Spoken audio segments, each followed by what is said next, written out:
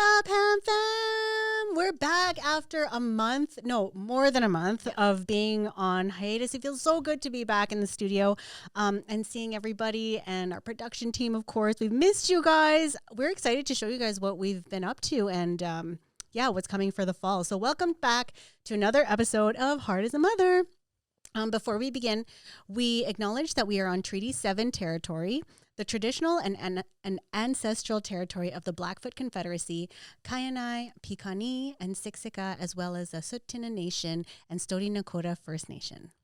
So for those of you who are just tuning in, we are Har and Jizzy, just two moms on a mission to create a safe space for other moms and dads or caregivers or anyone really to share the honesty and the realness that comes with parenthood while also being able to laugh at ourselves. And as usual, I am joined by my lovely co-host, Harleen. Yay! Welcome back, FM.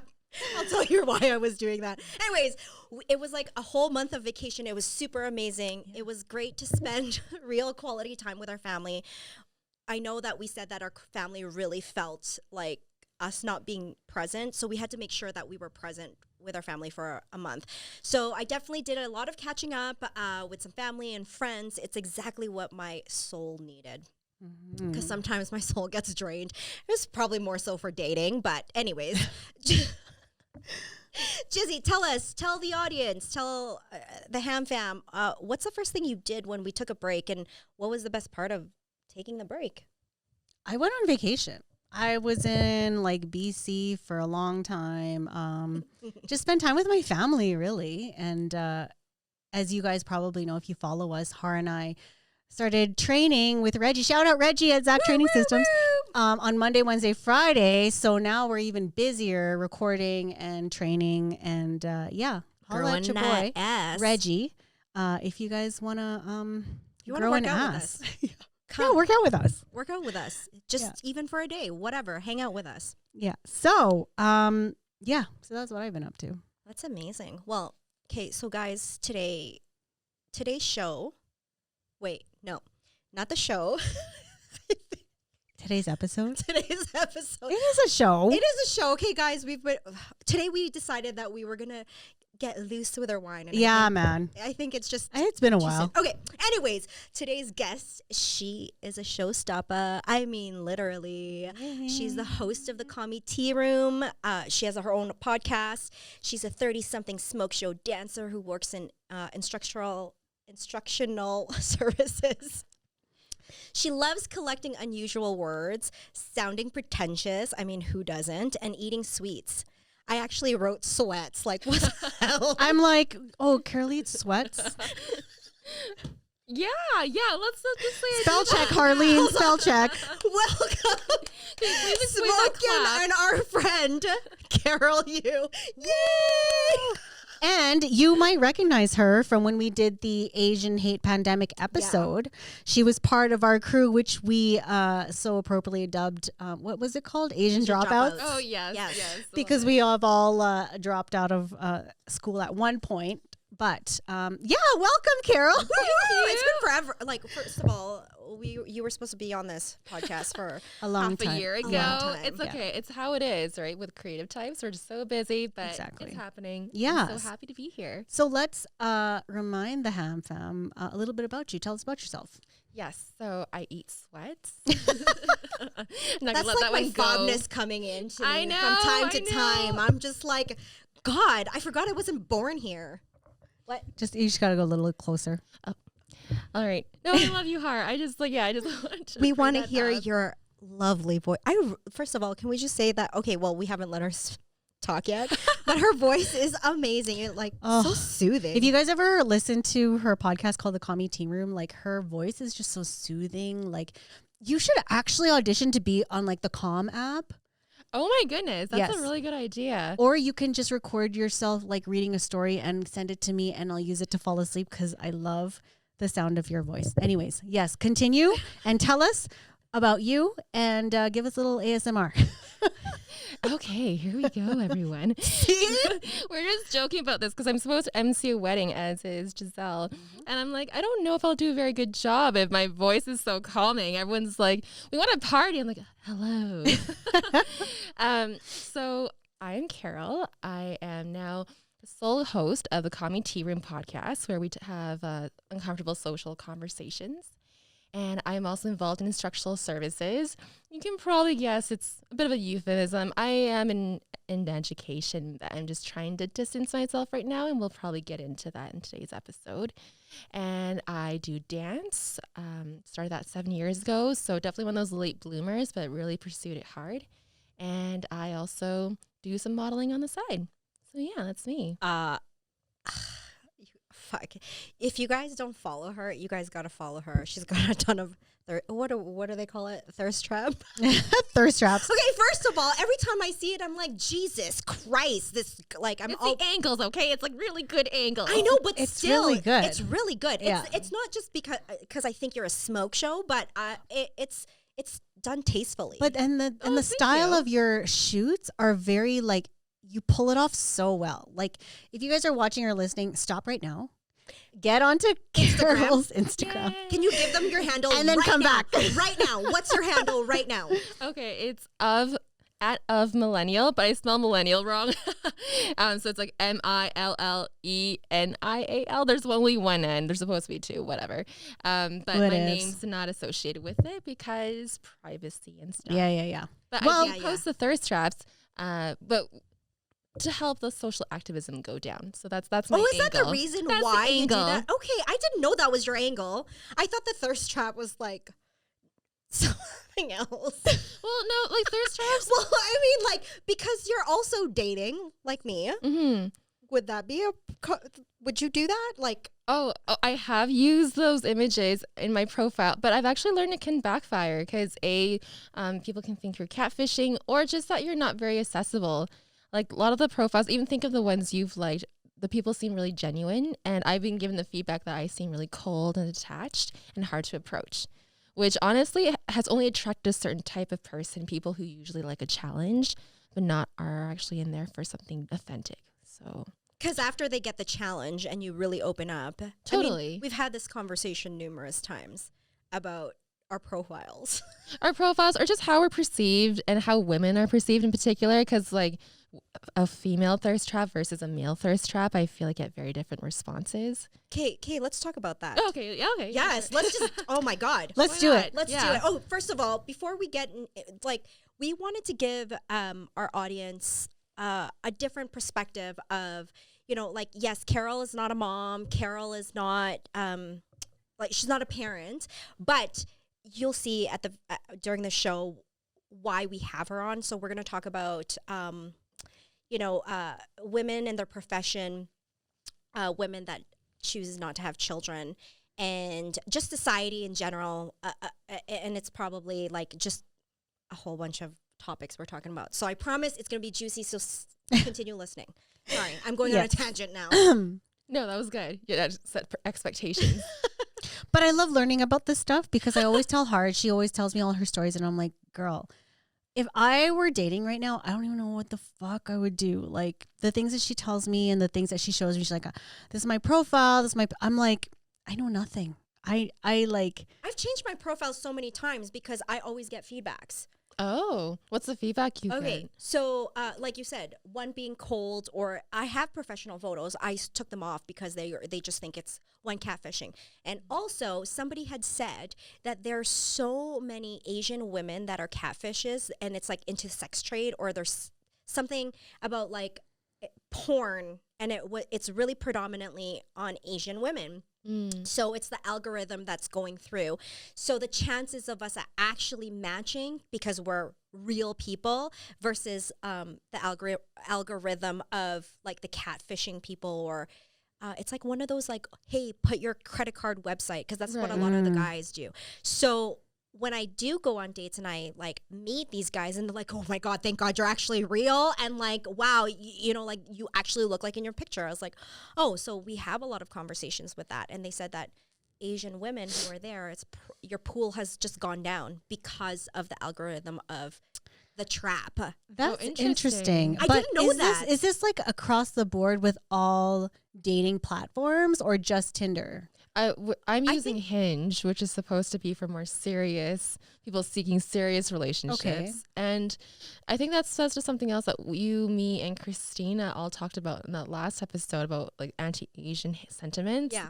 That idea that only people think if an Asian woman is interested in a relationship or is putting herself out there, really she's out there for sex work.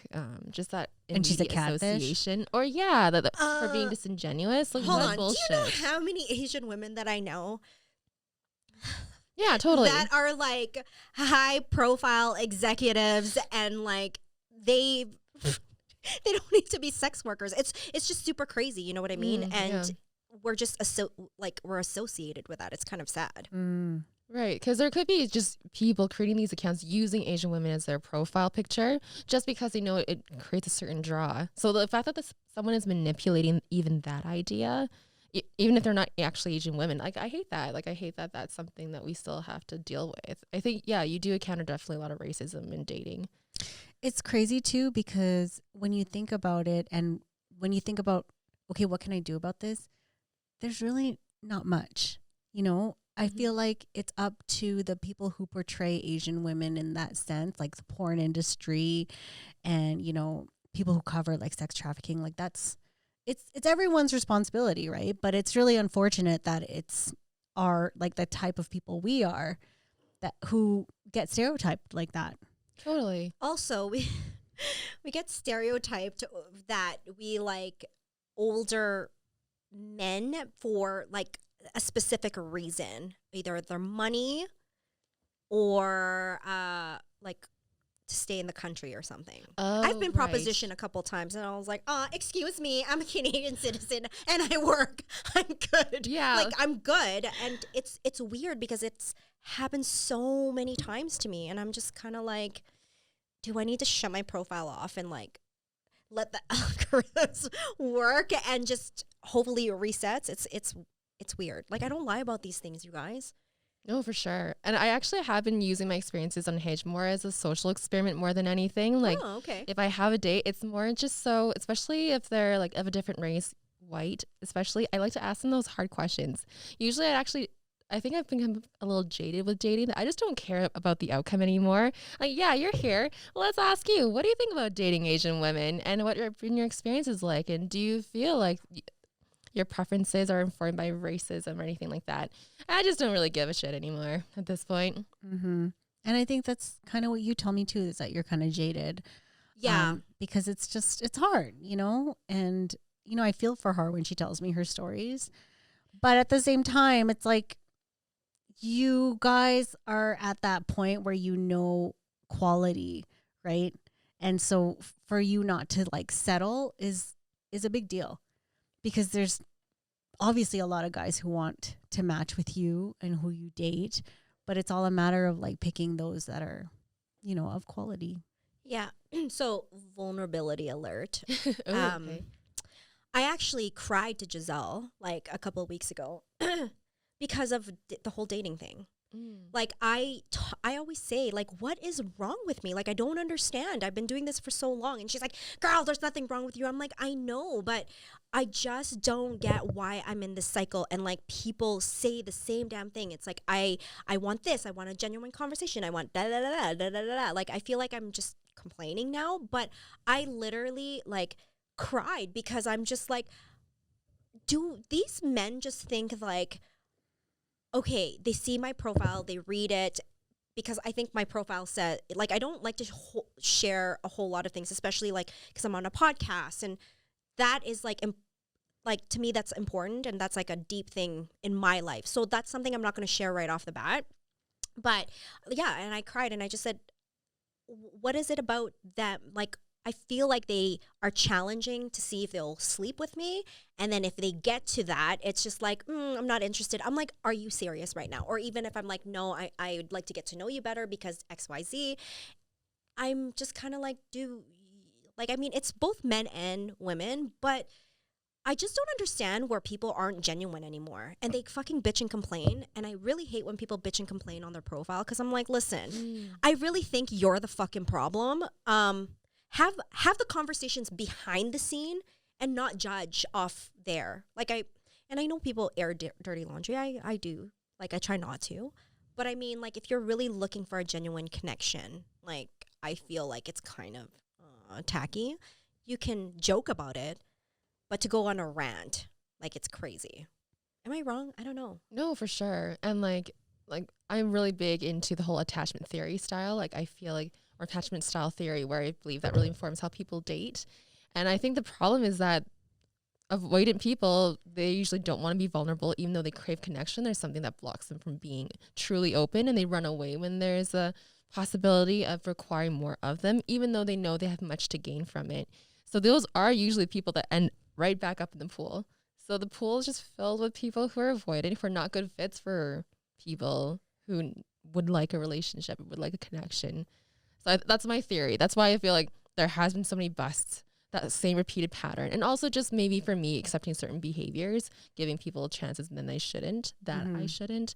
But it's a little, like, I'm learning every time, but it does take so many permutations so many times for something to really stick. And I think that's just the reality of it. Like, someone said that internet dating hasn't been made worse by the technology. It's simply that technologies amplify the worst of human behavior. It's always been there. Yeah. And for anybody watching this, or like, you know, I'm like a really happy, and I'm just happy. Like, I just go along with things. Like, I'm easy to get along with. But the thing is, I was telling her that I was just like, why the fuck am I crying so much about people that I have not even met or have not really impacted my life, but I just feel like they are sucking so. Like, you're actually being genuine and putting effort. And the fact that I cry about it makes me really angry. I'm so upset. And I was telling Giselle, I'm like, I need to stay busy. I need to do this. I need to buck the fuck up because I can't cry about these things. And I guess maybe that's like my learning curve. Like, I'm learning, but I really hate the fact that I'm crying over this thing. Like, is that normal? I think it is. Like, crying is a pretty natural response to frustration, and this situation frustrates you. It's so fucking frustrating, right? Especially when you're like, I'm always learning to improve myself. Why are these people not doing the same thing? And I don't have an answer for you. But you have a son. I just feel like for me, it's always whoever has sons, your job to educate them. Don't make it our problem. Right. And we advocate for that all the time. I love it. Yeah. So you like we said, you have a podcast, and like Har was mentioning that she doesn't tell everybody off the bat that she does have a podcast because it's something that's very near and dear to her. They get to know me here. And they get to know you. Like, they would probably just go through all the episodes to try and get to know her instead of actually sitting down and getting to know her. So, like, do you tell your dates that you have a podcast off the bat? Like, when they say, oh, tell me a little bit more about yourself. Do you say like, oh, well, I have a podcast? And yeah, actually, it's like the first thing on my profile. Okay. Okay. Because when I finally joined Hinge again about 3 months ago, I was already feeling jaded. I was already feeling really frustrated with the process the fact that I had to be on there even. So I'm not going to lie, I was a little disingenuous in my profile. I said, I'm only here for the pod. I'm only on here on Hinge for the pod because I want to get guests. And so it has actually directed a lot of people to listening to the episode. Oh, nice. But it's true. Like, you're right. They're getting to know a piece of me, a part of me that's very vulnerable without having to earn it. However, those episodes are out there. So it includes things that I have felt okay to say. And honestly, if someone actually is that interested to do all that research, kudos. I mean, I think it will not be the same as getting to know me. Yeah, like the genuine me. But yeah, basically I'm using it as like a direct channel to getting the listeners. So more about your podcast. So what you had said that you guys talk about uncomfortable topics and stuff, right? So tell our listeners and viewers what it's about, really. Yeah. Oh, and also talk about Paula, because she was your co-host. Yeah. Which does not mean she passed away. No. She's here in alive and well. It is a huge time commitment, as you both know, podcast. Yeah. So she's in school still. She was editing. It was really time consuming for her. Yeah. So she's decided to leave the project. But she's definitely still an open arm to lean on if I ever need, open shoulder to lean on. But the podcast is about It actually started out because a friend of mine, 𝘥𝘪𝘥𝘯, he actually knows, I think, the people who run the studio, Yes. or did. He and I actually wanted to do a standalone episode on how it feels to be Asian and dating. We felt like there was this conversation that we really wanted, because we just hated seeing that there weren't enough challenging narratives to how Asians are usually portrayed in the main media narrative, that Asian men are weak and effeminate, Asian women are submissive and overly eager and hypersexual. So we wanted a standalone episode. So we wanted that kind of uncomfortable conversation. Unfortunately, 𝘥𝘪 passed away literally 2 days after we planned that meeting. And it's actually coming up to his anniversary too. So R.I.P. yeah, Yeah. rest in peace, 𝘥𝘪. But when 𝘥𝘪 joined on, we wanted to continue that project. We wanted to continue getting that word out there. And we just like having conversations that sometimes get both of us riled up. Like we had a whole episode in cancel culture. And sometimes we get to these really intense debates. We had one where our last one that I'm really proud of, we had a previous chief of police come on. And, you know, like we obviously weren't trying to come off as too biased, but we definitely grilled him here and there about his whole stance on police training, what goes in, and why are we seeing so many cases of police brutality. So conversations that make people, that polarize people and make them uncomfortable, but we show how you can still have one, can still disagree, but can still walk away having learned something. It doesn't have to be shouting each other down or drowning each other out. So yeah, that's kind of our take. And in a time where the world has never been so divided, I think that's important. Like showing people that, yes, you can have a different stance on things, but you can talk about it and educate yourselves instead of just hating each other, you know? Yeah, and the more you avoid stuff like this, like the more you avoid uncomfortable conversations, it definitely does not get better. Right. But are people really prepared for it? I mean, okay, so every time I see something controversial, like it's always on social media. So I'm always reading the comments and I'm like, fucking idiots, stupid. Are you serious? Like, I'm usually wow. just there for the comments too. Yeah. Popcorn. Yeah. So, I mean, and then I'm like, I'm going to chime in. And then I'm like, backspace. No, I'm not. Because, you know, like it's going to be a rabbit hole. So, I mean, I'm okay that people are going to have conversations like on comments. But when you start attacking someone of their trait, their personality, or whatever it is, like you're just a stupid XYZ or fuck off. And I'm just like, really? Everything that you just put on there and you were articulating made you look like a fucking idiot. Totally. Because you just said that. Like you literally, you had nothing intelligent else to say but fuck you. I have to stop. I mean, there's times where I'm like speechless and I'm like, fuck you. But I'm respectful when it comes to debate. I won't tell you you're an idiot because I don't agree with you. I think that's rude. Totally. And it's a think it's logical rude. fallacy because it sounds like you're winning because you attacked their character, but you didn't even address the point they're trying to make. And it does reflect really poorly on you. But I think on social media, when people have those debates, it's all just about optics. Like, do I look good? Did I come off like I won this argument? Which isn't about learning, is it? No. So speaking of which then, like for Har and I, we haven't really gotten any people like challenging what we say or, you know, there was kind of once. calling us out. There was one, but But it was at the very beginning It of was, our yeah, and podcast. honestly, it wasn't even something that we said. It was just what was going. Anyways, Just that's a yeah, troll. doesn't matter. Yeah. They were just trying to stir. But do shit. you, because you talk about uncomfortable topics, do you guys have trolls on your tail? Like, do you deal with a lot of them? Totally. And I how mean, do you deal with it? Well, actually, 𝘥𝘪 is the really like quick on her feet with those comebacks. I can see that. Yeah. So she's a little firecracker. usually, like, I will let her know because I'm on the Instagram account. She's like, I got this. She's like, got something locked and loaded. I think our last one on police brutality, because it was a 2-episode segment. Oh, someone had said something about, oh, you don't know anything about this topic. There's actually a lot of black on black crime in Canada. You don't know what you're talking about. And so 𝘥𝘪 was saying, like, please refer to episode 39 where we talk about logical fallacies, like the one that you're making here. Nice talking to you. Just very, I love it. She's very quick with the short, clapbacks, sweet. hey? Totally. Yeah. And I love that. And that's the nice thing about having a podcast is actually sometimes even on dates, I'll talk to someone like, oh, you should listen to this episode where I talk about my attachment style. Yeah, if you care enough, that's we'll figure out if this works out or not.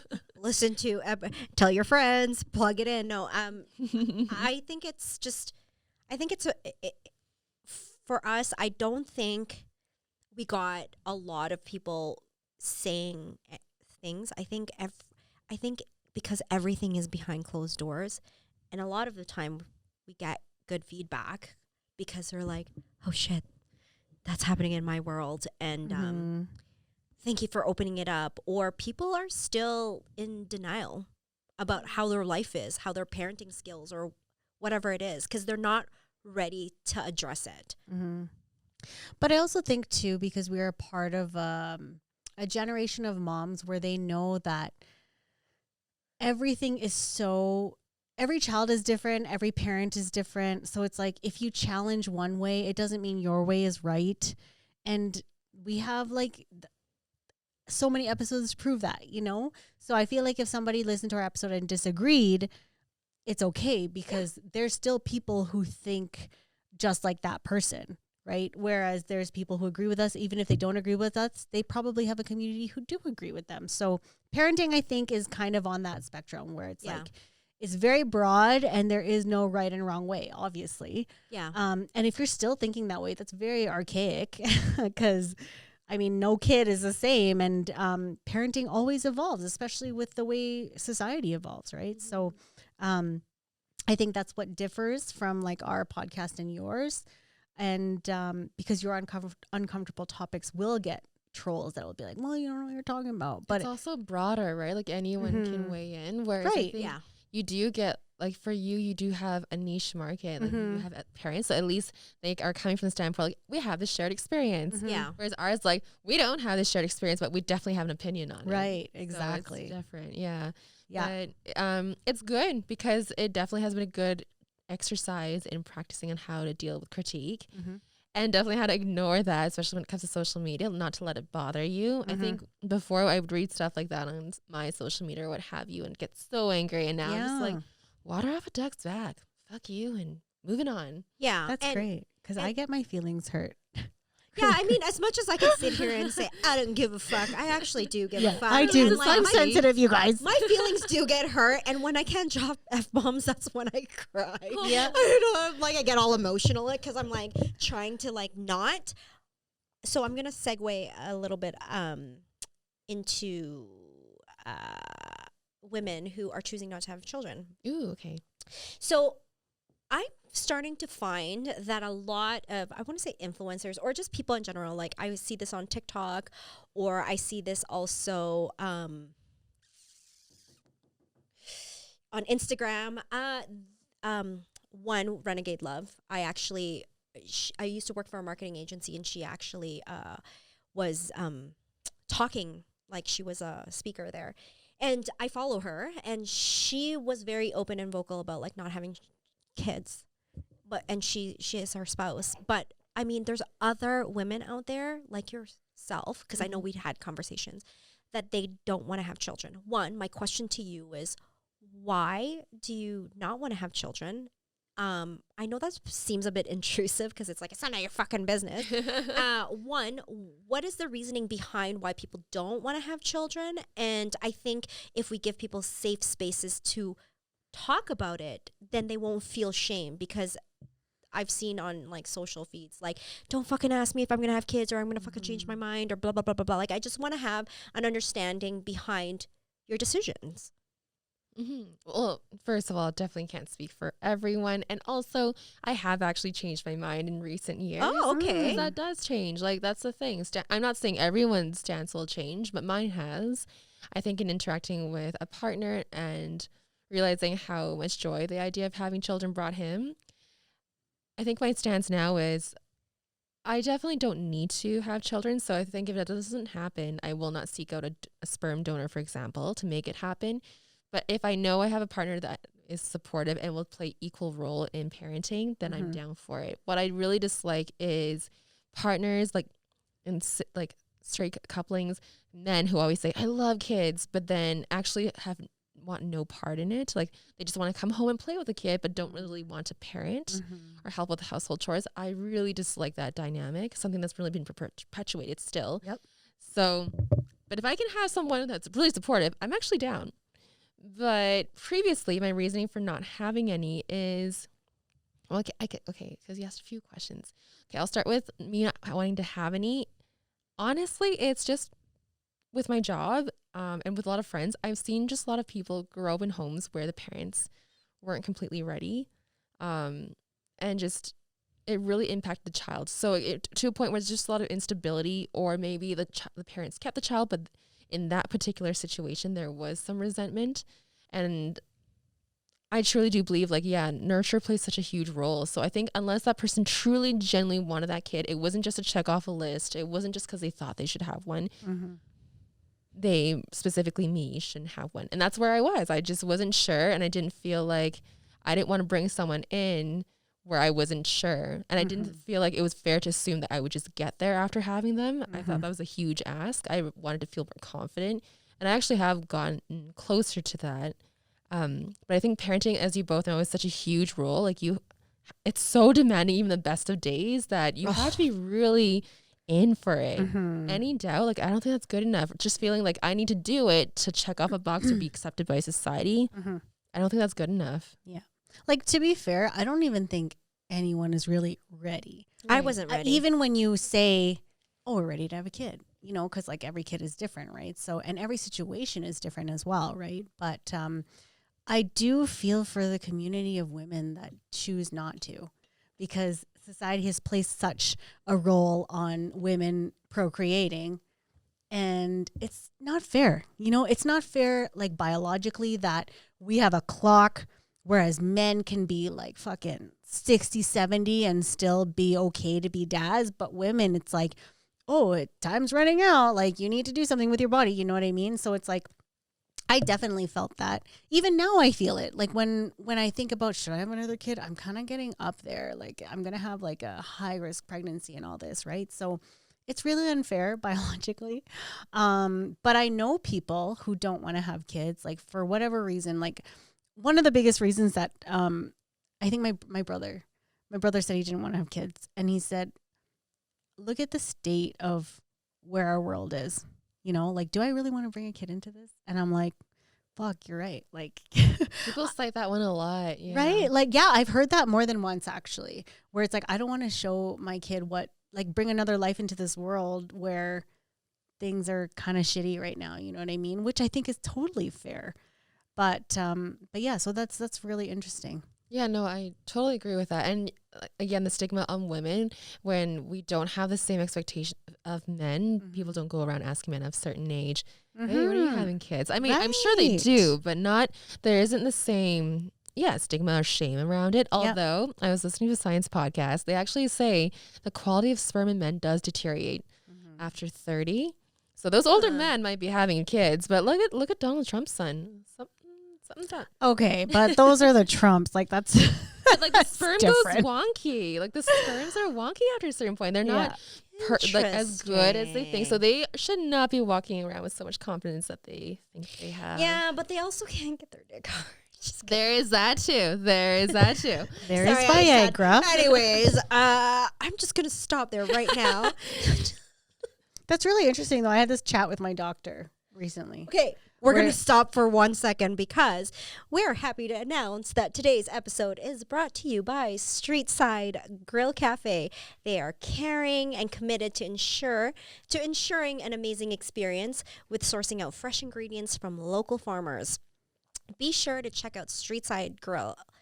They're in Calgary, and their address is 2400 Center Street North. Visit their website at streetsidegrill.ca. Now, back to you, Giselle. Did you like that? I loved it. Did you like that voice? Yeah. You could be on the radio. You had an ad voice going on. My voice is pretty aggressive, but I can have professional Harleen, and I can be like... You can have Price is Right, Harleen. That's what that sounded like. Again with the clapping. Please explain this clap again. Okay, so the reason why we're clapping like this... And for those listening, it's clapping with your arms over your head. Okay, so I don't know why, but the topic before we were before we were airing, we were talking about a game show when we were kids. There were like two people in a car and it was a game show, and then they would clap above their thing every time they got an answer right or something.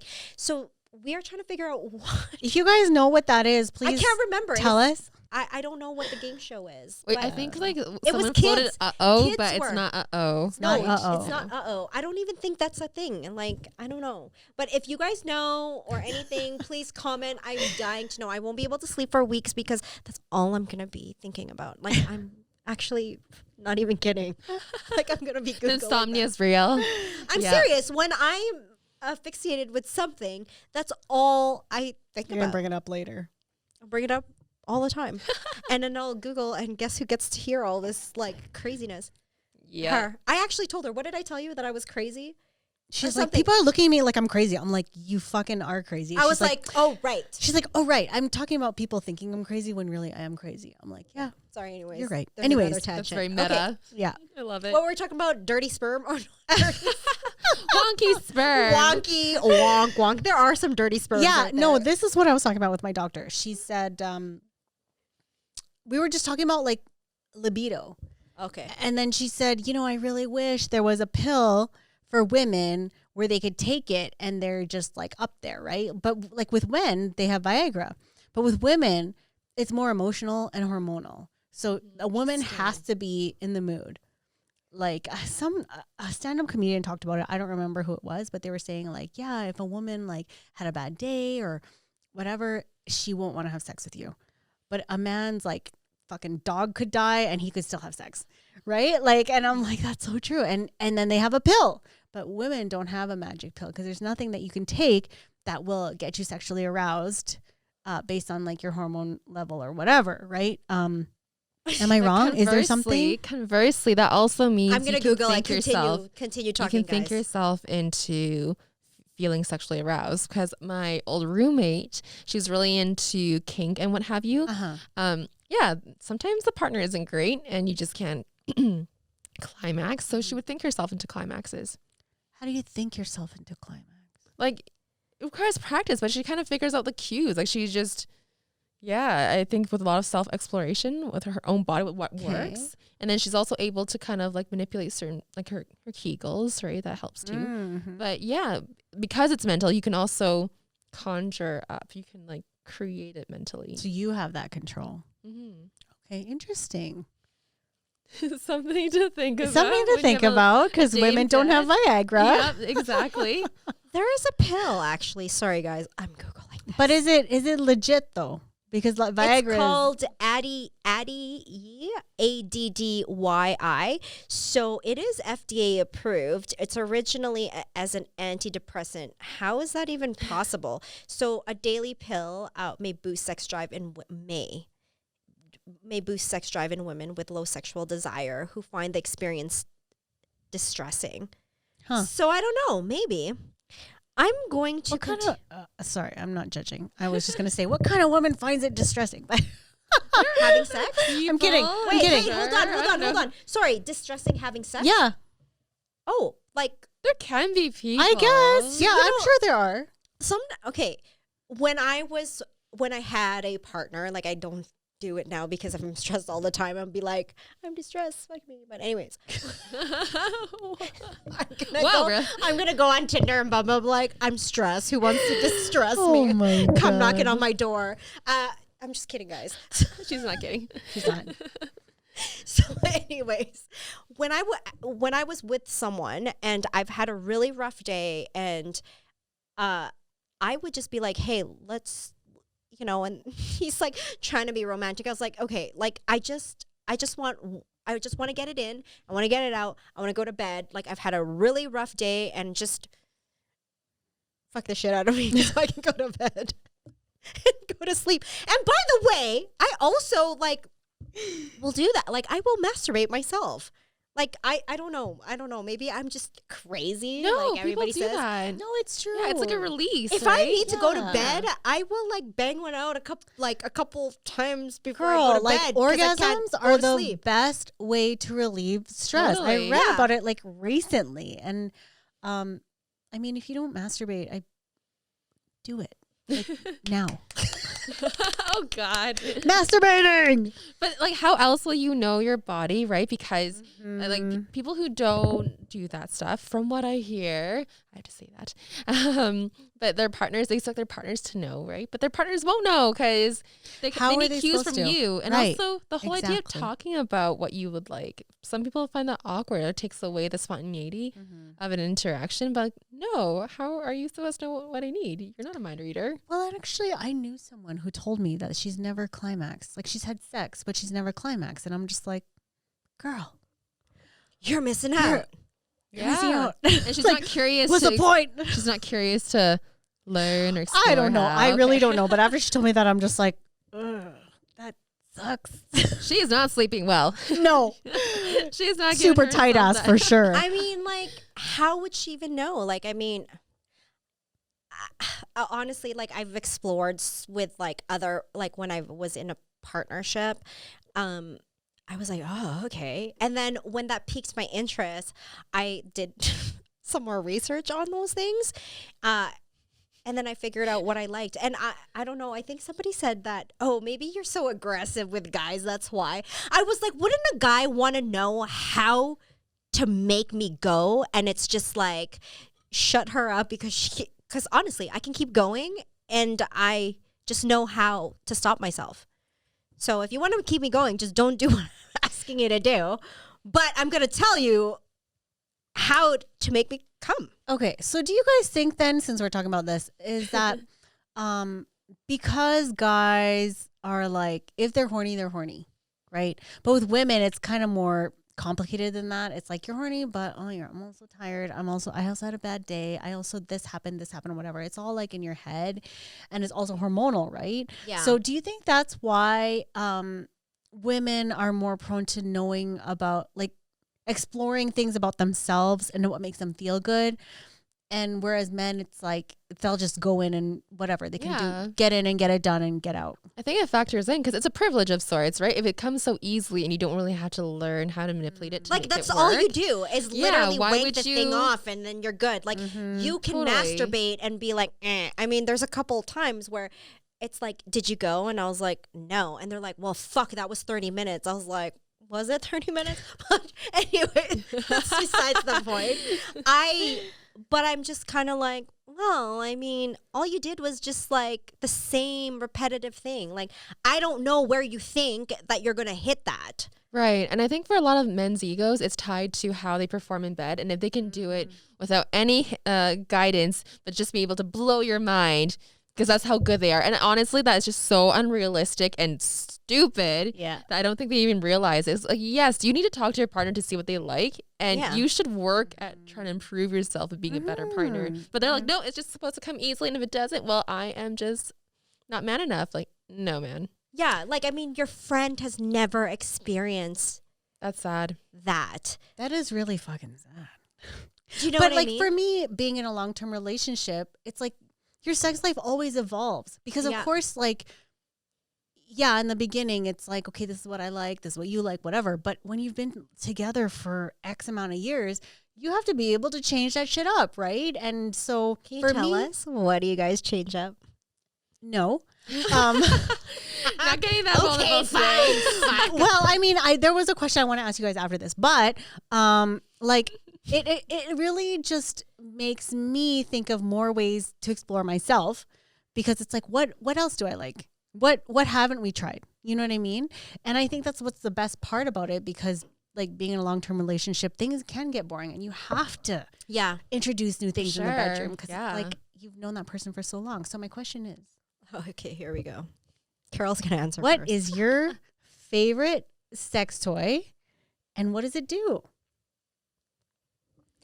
So, owing to my my educational sector job, I can't answer that personally. Okay. But from what I hear, okay, actually, no, this is actually a mission. I think for most people I've talked to, many of them don't use toys. Really? Yeah. So this is, I'm a bit of a hypocrite, because you like, that's how you get to know yourself. First of all, toys are fucking life-changing. I'm telling you. I mean, So Oh, I've she told heard. my daughter. So I've heard. goodness. So I've heard. So I've heard. I mean, yeah. I'm joking when I'm like, Tita Har has a No, rabbit. no, because so like I didn't so, say, hey. No, I no, have a no. So vibrator. Ava has this book called The Rabbit Who Listened. And so Har asked her, like, what's your favorite book? She's like, oh, it's The Rabbit Who Listened. I love that book. And then she's like, oh, yeah? Tita Har loves her rabbit, too. Yeah. And I was just like, really, girl? I always like The rabbit, for you guys, look it up. Just Google look it up. Say, what should I? The rabbit sex toy. Look it up. I love that Ava's not going to get it until she's a No, little she's older. not. She's not. That's why she says it. I'm just like, girl. And then she's like, oh, she's not going to know what I'm talking about. And like sometimes I reference a lot of like through my conversation with her because I'm chuckling and she's like, "Oh, you're so silly, Tita Har." I was like, "Yeah, I know." It's because a lot of the conversations I have with her is kind of judge me or whatever, but it's very like there's a lot of innuendos, like sexual innuendos. That she just won't get. She won't She's just- get, and she she thinks just it's laughs. funny, and she's like, "Oh, ha, ha, ha, But Tita I Har." will look over at her and be like, girl, And really? It's more. She gets it's it. more because I'm trying to get her attention. To be like, it's because I'm trying to get attention. Oh, from okay, Giselle. okay, fine. Okay. But like I said, toys are life changing, and I wouldn't have known that if I hadn't explored it with a partner. And at first, I was like, oh. Mm-hmm. And I was like, what do you want me to do? You know, and when you actually see your partner get off on certain things, I'm happy to just, like, it's just different. But anyways, my favorite toy, there's a couple different ones that I like. And it really depends on what the mood is. So if you just want to bang one out, it's just your regular, it has to vibrate. Like, I don't want, like, the regular one where you just have to manually do it yourself. Like, it has to vibrate. It's like, It needs to be battery Does it powered. Have a Battery-powered. name? Yeah. I can't remember what it is, but it's Oh. also broken. So the guy that I buy the toys off, he has his own The guy shop. that you buy the toy. It You have sounds a like I'm plug I for have- sex toys? I have a dealer. You for have a sex But toys. that sounds toy dodgy. dealer? You can I just have- buy them from a store or something. No, he has his own store. Okay, Okay. And It's like no Like back in his alley, van? back alley transaction. I have a dealer. Okay, I have. A sex toy a- dealer. Sanitize that shit, first okay? of all, Sanitize. I'm going to like invite whoever wants to come. I'm about to have one pretty quickly too. So Are you going to call him up and let him meet us in his van? Back up his van. he's like, hold on, let trench me slide coat. this. First of all, I Trench have coat here. Take your pick, ladies. These are battery powered. They're and just these are vibrating on manual. his coat. They're just like, I have learned so much from him of like the things that you do and don't. By the way, if you have a dildo that like it has a suction cup, he said don't put it in your bathroom tile because if you try to get it out, the tile might pop off. are they that strong? Oh my goodness. Yes, Oh it's my. that strong. Anyways, I don't know why I'm like. Anyways, it depends what my mood is. Like Okay.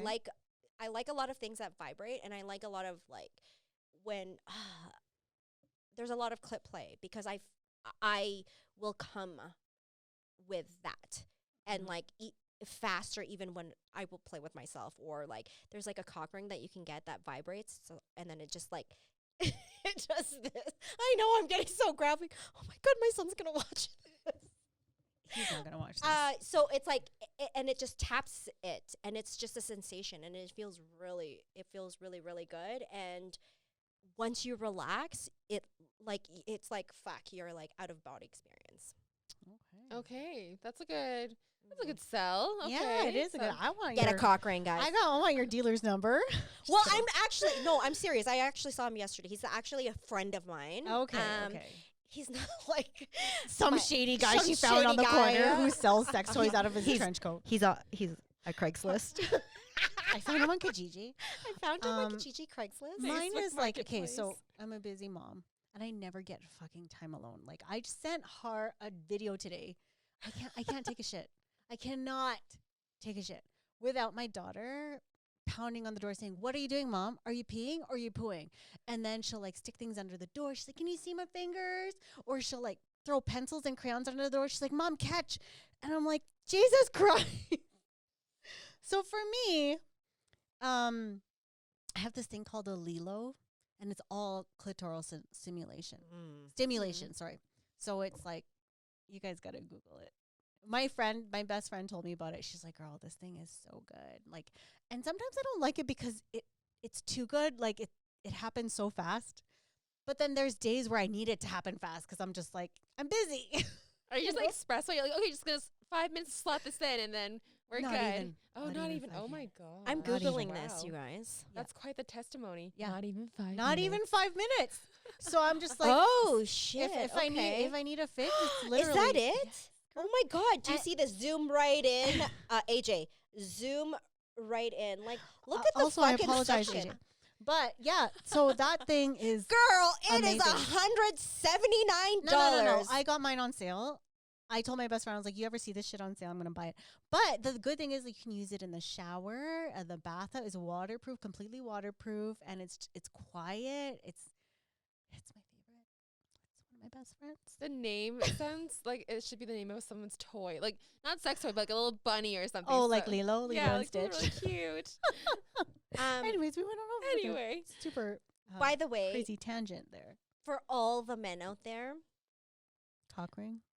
well, besides the cock ring, actually, I don't know anything about it, but I was actually having a conversation with a friend of mine, male friend, and you know what? I'm not afraid to talk about sex or like toys or whatever with like my friends. Like anyone who fucking knows me, there's no conversations that's off the limits. There's this thing called the egg, like it's Tenga, Tenga, and it's like an egg, and then there's like different type of like shapes or like things when you Like Wait, textures inside. texture. Yeah, sorry, yeah, texture.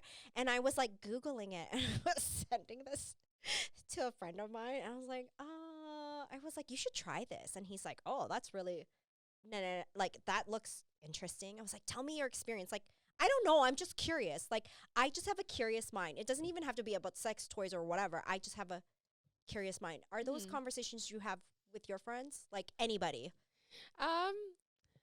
Yeah, like we definitely have talked about like our intimate interactions and all that stuff, but I guess toys haven't really figured into it. Again, all of this is hypothetical, right? Yeah. But yeah. So sorry, I don't have the best answer there. No. We're definitely learning. So, we did mention that you dance. Can you tell us what kind of dance you do? Yeah, this is actually pretty on topic. Like the dancing we do is the more popular term is go-go dancing, but just professional stage performer is usually what we say. And basically, it's just you dance to any genre of music. So you will see go-go dancers at strip clubs, but you also see them on stage at big concerts and festivals. Ultra Miami has them often, the Ultra Angels, and you have them at clubs and cages. You see them at gay bars as well.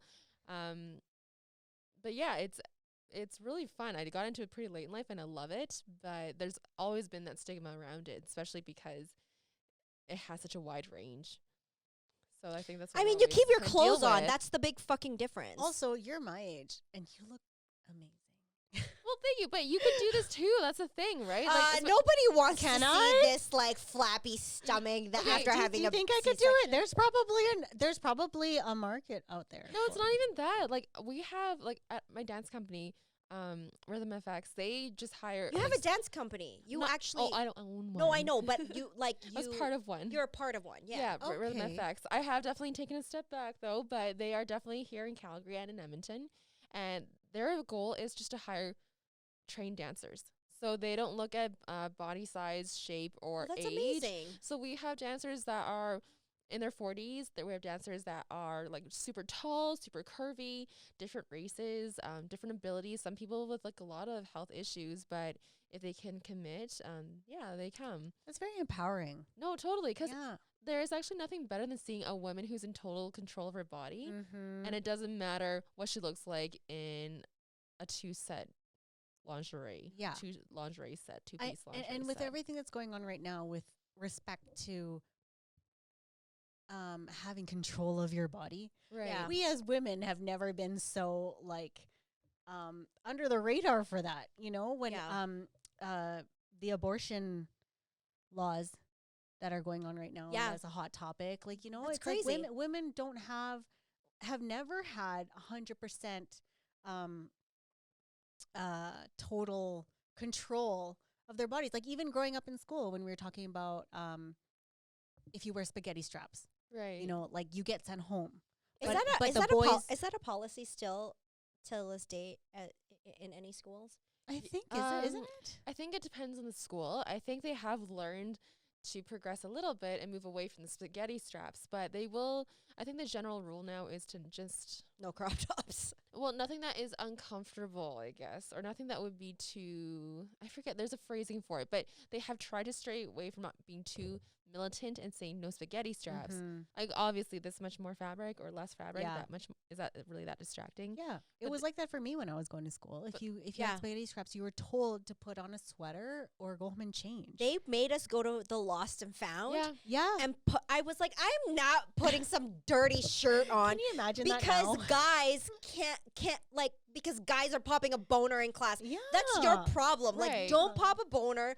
I'm just wearing my It's just tank top. It doesn't matter. Like, we are so sexualized. Well, because for boys, they're usually dinged when it comes to dress code for seeming too threatening. So like having the hoodies up, and especially certain races with their hoodies up, Interesting. having the Yeah, do that's true. rags. Yeah. It's certain races usually, right? It's them seeming threatening, and then for girls, it's them seeming too tantalizing.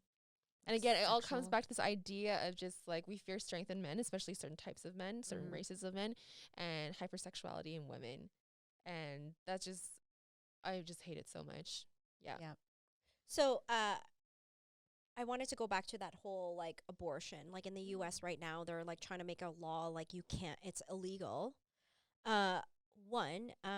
What kind of conversations are kids at school having these kind of conversations, or is it more so adults? Like, do kids like high school kids care? Like, do you hear anything, or what are people's thoughts of, like, do you know people that are like, yeah, I'm pro, like, put the rule in place?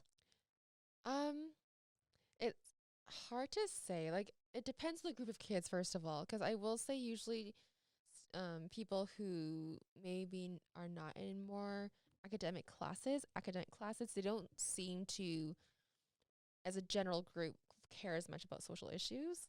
Like, we've definitely like floated the idea, okay, do you want to debate or talk about racism, the Black Lives Matter? And oftentimes people in not as academic streams don't choose to talk about stuff like that, but people in more academic streams seem to have, seems to be like a correlation to them being more focused on social issues like abortion. So it has come up, like, again, not super often, but for the most part, I feel like I have hope. I feel like the next generation is very aware of these issues, knows and feels comfortable standing up and Yeah. speaking out, They're very which is woke. great. Right. Woke. But they're not afraid of being shit disturbers, and I think that's amazing. Oh God, I know. But I'm a I think with the teenager. abortion bill, yeah, kind of going back to my stance earlier, I just feel like I truly do feel that if someone doesn't feel ready to be a parent, especially if that's the woman, the person responsible for carrying that baby to term and then taking care of them, it should be their choice. Yep. Because I've heard the argument, why are we so up, are politicians so all for being pro-life, but then they don't do anything to help support social programs for those kids that enter the programs after they don't have a parent. And I've seen people on social media saying that when the law against abortion is more severe than the law against rape, Right. then it's a war on women. Totally. Because you can be raped, and if you get an abortion, that's illegal, but that person who raped you is going to get away with it, which is really fucked up. I mean, that's exactly what is it, like minimum 3 years for someone who gets rape? well, like for the this man fucking- who assaulted Chanel Miller, it was like 6 months. The Stanford swimmer, it's not even. like, it's crazy. Oh my God. Crazy. Sorry, I refer to him as a Stanford swimmer. People do that all the time. They know him by his like achievements. Oh, instead of yeah, yeah. being a Okay. Yeah. jackass. But yeah, no, I still think that's bullshit. Although I do say, like, many people make the argument about how it's so tragic for someone who has been raped to not have that ability to abort that child from that assault. But I think focusing the conversation on that is really limiting for other people who simply just don't choose not to have that Right. baby. Because Yep. their choices, they don't need a reason to not have that baby. Yeah. Having a baby is a huge It's responsibility. no one's fucking business. You were Yeah. saying that you're not ever fully ready, but I think you can be a little more relatively ready than Yes. you are. Yeah. And so when you're Yeah. not in that space, like I know people who just didn't have the finances to be good parents, and they just were not in that point in the relationship with their partner at the time, and that's why they aborted. Fair. Yeah. And to be fair, for all the politicians out there, who do you think is economically responsible when you can't provide for a child? It goes into the system. I mean, it's even here too. But they don't Right. have a good system in place. Like, Exactly. so many people go So through the foster one, they system. go into a system, Yeah. not a good system. There's not any XYZ. Like, I mean, I watched documentaries on this. I mean, whatever, people can say you don't know shit. That's fine. But the argument is how, like, what was it? It was that kid. It's on Netflix where he got beaten so many times and he fell through the cracks and he ended up dying because his parents were like beating the shit out of him. Oh, the Gabriel. Yes, Oh, Gabriel. Yes. You know, I and didn't I watch mean, it. It's too hard. yeah, you know what? I watched it and I cried. And, you know, people who were strangers at the banks or whatever would see this kid all welted. And then they would report it to social services, but it fucking fell through the cracks. How much more beating did this kid need in order for somebody to remove them?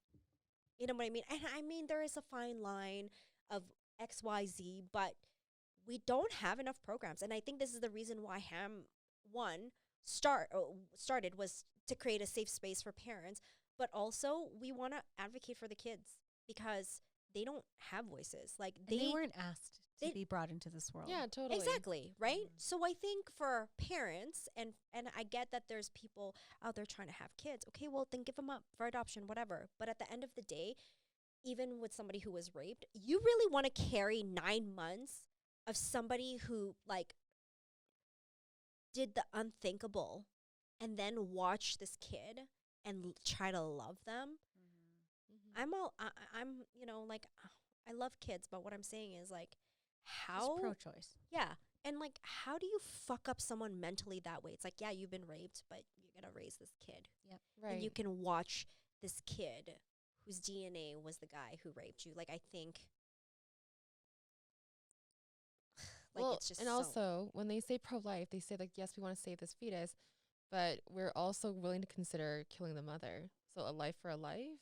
Does it Yeah. really show that you actually care about life that much? Yeah. And again, as you said, it's nobody's fucking business. Because I'm sure if men were able to have babies, Yep. it'd be a very different Oh, conversation. yeah. But it's 100%. women, so we feel as a society we have more license to control them. And yeah. And I think it's fucked up too that it's always the women's responsibility to like have birth control or whatever. But you know, vasectomies are reversible. And very easy. And very Outpatient easy. procedures. yeah. Yeah. Just 5 ice your minutes. balls. You're fucking fine. We're at that Just point, I kidding. think, in like technologically, where it's very easy and you can reverse it, or so Yeah. what I've heard.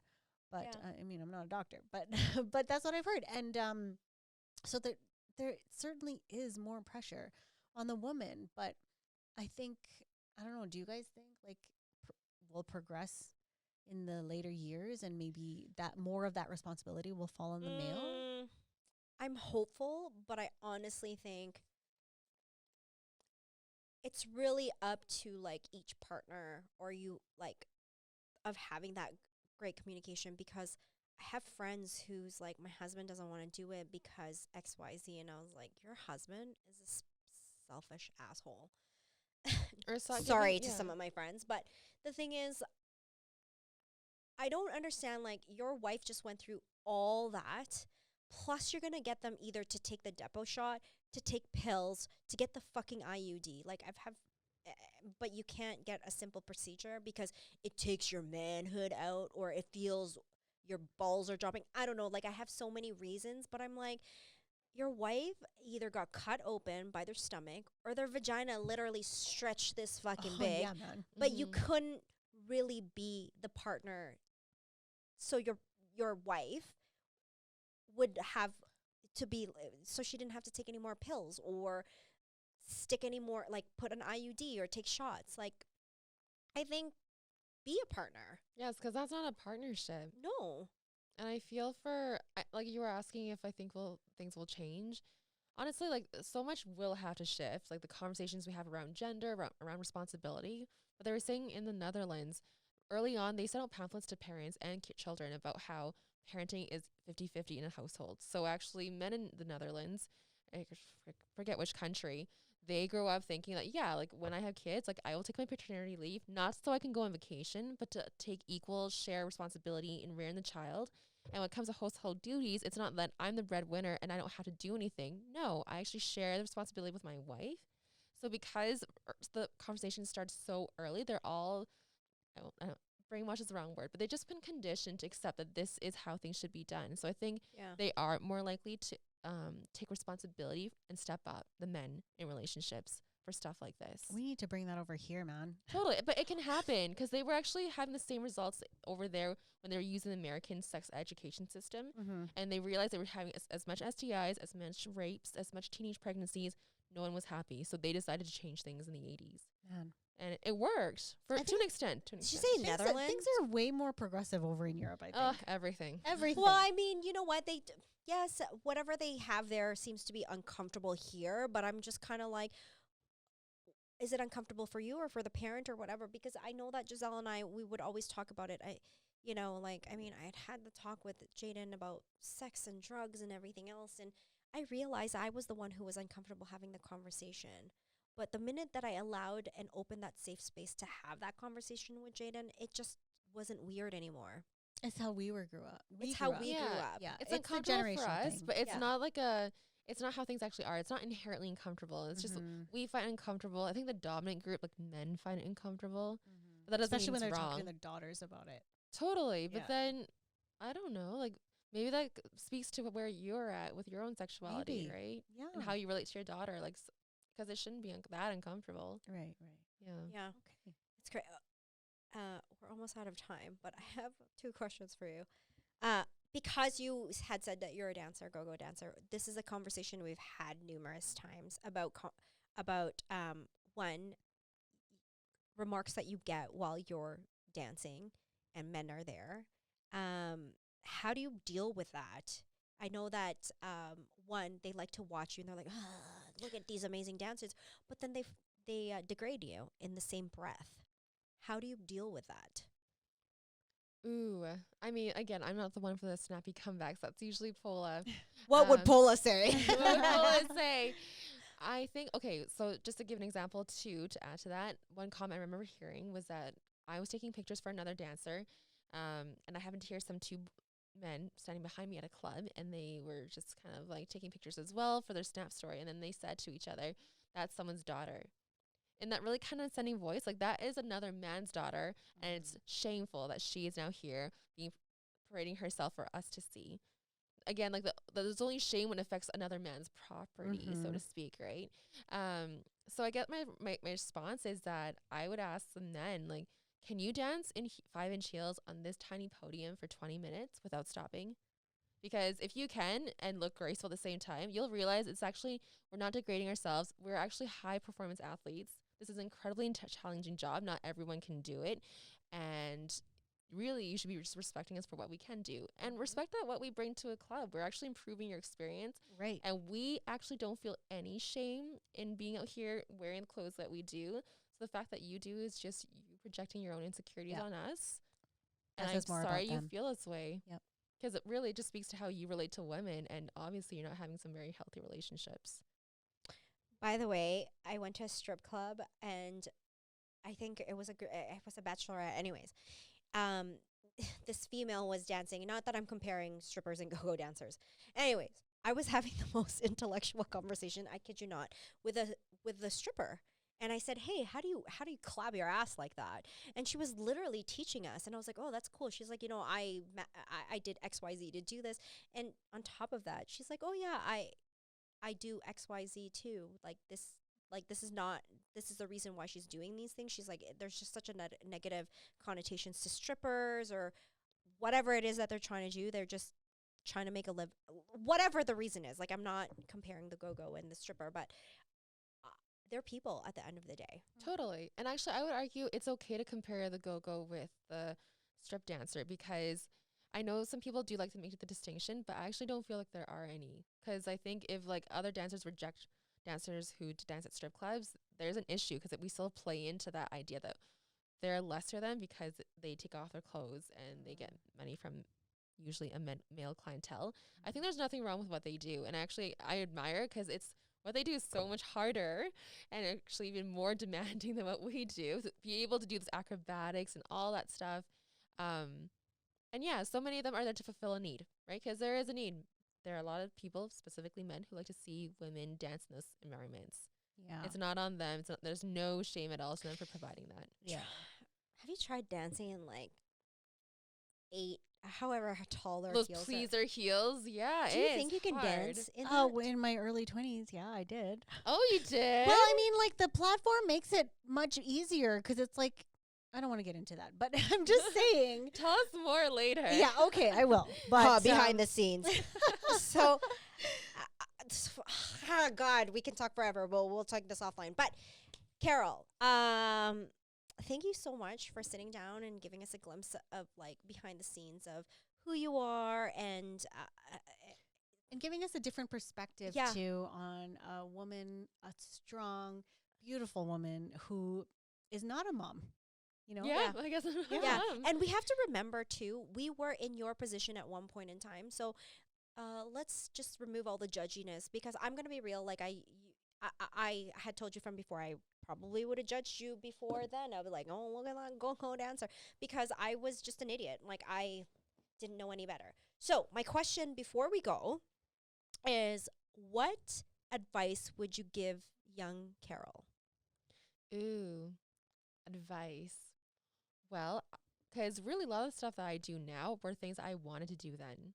I just, like when I was 17, I was going on LiveJournal, if you remember that, those internet forums, and learning all the stuff, seeing all the stuff, and just thinking my parents would never let me. I don't have the confidence. I don't feel like I look the way I should, that dancers should or models should. And then I guess for me, I would just tell myself to start sooner.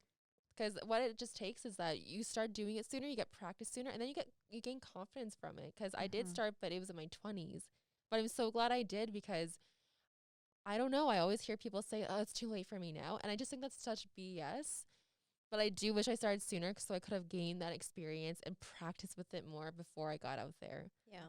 But I have to say, like, some people will say to encourage themselves that their younger selves would be happy with where they're at now. And I definitely think that's true for me. Like, I'm happy where I am now. Yeah. Even That's though so I don't great. have a kid, even though I'm a dancer, I'm Yeah. pretty happy. No, that's great. And that really speaks to like building confidence around women and like, well, young women, and proves that there's no such thing as starting too late in life. There definitely isn't. I mean, No. I started dancing when I was 27. And also, it feels good when people judge you. Like, when you start getting good at something and people judge you, you're like, I love it that they judge me, because they're just not where I'm at yet. But maybe they'll get there someday. But I've gotten there already. That's a great mindset. You know what I actually tell the kids, or like even like the people that I work with, like, because I manage a team, and I said, listen, if no one's riding your ass about something, that means they aren't looking and they don't care about you.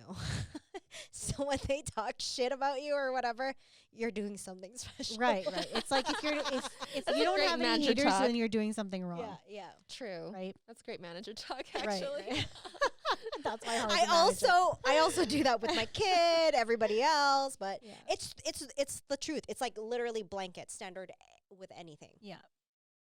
Okay. Then you need to talk more shit about me then. I haven't heard that yet. It's really hard to talk Carole. shit To my about you, face, Carole. anyway. I can't talk shit about you. To You're my like the face? smoking. Like I like legit Please. every time I see pictures of her, I'm like, I'm the first to comment. I'm like, damn girl. Yeah. Oh my God, I'm drooling. Like, but it's I'm even- legit and- I was drooling. the same with Even- both of you, Even okay? more than just your looks, like you're beautiful, but like, I mean, there's a reason why we've stayed in contact for this long, because Oh, you're you're so so beautiful. You're amazing. Yeah. Thank you again so much for being here. It's Thank about you. time. Like, we've wanted to have you on our show for so long. So thank you so much. Thank you for your time. Oh, thank you for having me. This was so fun. And Of sorry, course. continue. No worries. Like Har said, we are out of time. We could talk forever. But yeah, thank you so much again. And thank you guys for tuning in. It's been like, we enjoyed our break, but it's good to be back. I'm so happy. So be sure to keep tuning in, because we have amazing episodes coming your way, and a lot of things that we're brewing behind the scenes that are coming your way as well. And remember, we're still in a pandemic. So be kind and respect each other, no matter what your stance is. And as usual, love yourself even on the hardest days. Bye. Bye.